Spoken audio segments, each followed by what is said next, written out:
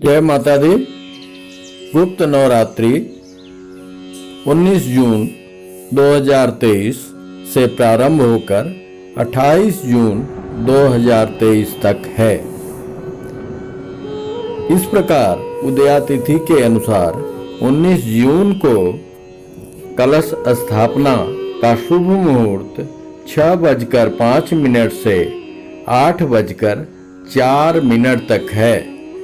शीघ्र फलदायी माता का यह गुप्त नवरात्रि भक्तजन आप इसमें माता जी का सेवा, भोग, प्रसाद, आरती, भजन करके और उनकी सेवा करके शीघ्र आशीर्वाद और माता जी की कृपा प्राप्त कर सकते हैं। आषाढ़ गुप्त नवरात्रि 2023 पंचांग के अनुसार इस साल आषाढ़ माह के शुक्ल पक्ष की प्रतिपदा तिथि 18 जून रविवार को सुबह 10:06 से प्रारंभ हो रही है।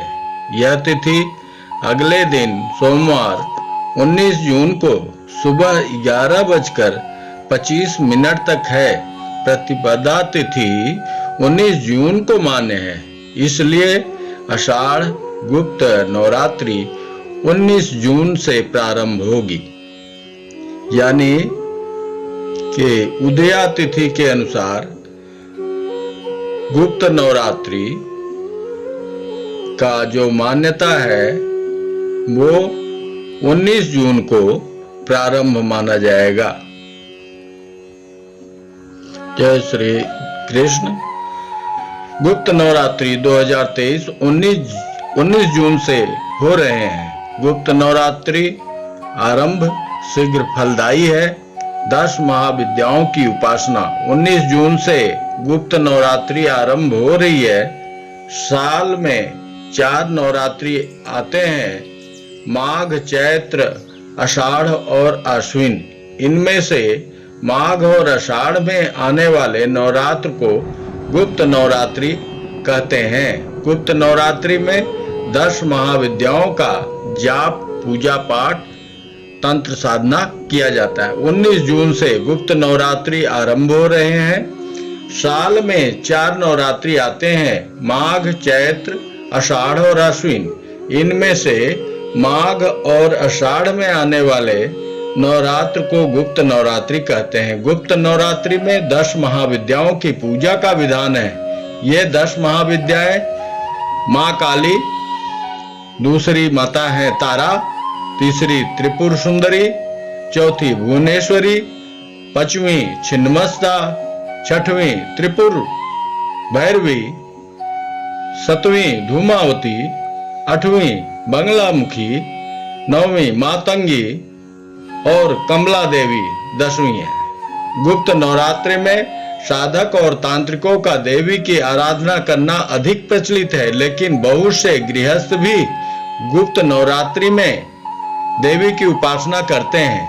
त्रेता युग में ये बहुत धूमधाम से मनाए जाते थे।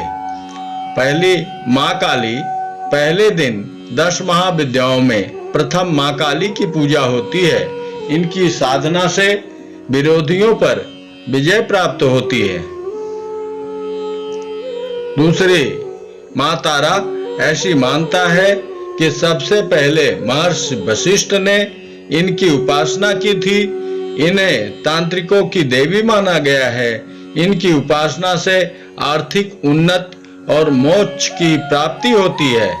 माँ त्रिपुर सुंदरी, इन्हें ललिता या राजेश्वरी भी कहा जाता है। इनकी पूजा से धन, ऐश्वर्य, भोग और मोक्ष की प्राप्ति होती है। माँ भुवनेश्वरी, इनकी साधना से संतान सुख की प्राप्ति होती है। माँ छिन्नमस्ता, इनकी साधना से सभी चिंताएं दूर होती हैं और समस्त कामनाएं पूरी होती हैं। माँ त्रिपुर भैरवी, इनकी उपासना से जीवन सभी बंधनों से मुक्त हो जाता है। माँ धूमावती, इनकी आराधना से सभी संकट दूर होते हैं। इनकी पूजा विवाहित स्त्रियां नहीं करती। माँ बंगलामुखी, इनकी उपासना से भय से मुक्ति मिलती है और वाक सिद्धि प्राप्त होती है। माँ मातंगी इनकी उपासना करने से गृहस्थ जीवन में खुशहाली आती है और परस्पर प्रेम बढ़ता है। माँ कमला इनकी आराधना से धन और संतान की प्राप्ति होती है। गुप्त नवरात्रि की महिमा को जन जन तक ऋषि श्रृंगी ने पहुंचाया था। एक दिन श्रृंगी ऋषि अपने भक्तों के साथ आश्रम में बैठे धर्म चर्चा कर रहे थे। चर्चा समाप्त होने के पश्चात एक महिला उनके पास आई और दुखी होकर कहा कि उसका पति अनितपूर्ण कार्य करता है, बार बार समझाने पर भी उसमें कोई परिवर्तन नहीं आ रहा है। इस वजह से घर में कलह रहती है और पूजा पाठ भी नहीं हो पाता है। कृपा कर कोई ऐसा उपाय बताएं जिससे शीघ्र ही उनके व्यसन दूर हो जाए। तब ऋषि श्रृंगी ने उस महिला को गुप्त नवरात्रि की महिमा बताते हुए 10 महाविद्याओं की उपासना करने को कहा और कहा कि उपासना शीघ्र फलदायी है, इससे उसे अवश्य लाभ होगा। तभी से गृहस्थ लोगों में भी गुप्त नवरात्रि प्रचलित है। इस नवरात्रि की साधना को गुप्त रखा जाता है, इसलिए भी इसे गुप्त नवरात्रि कहा जाता है। जय माता दी।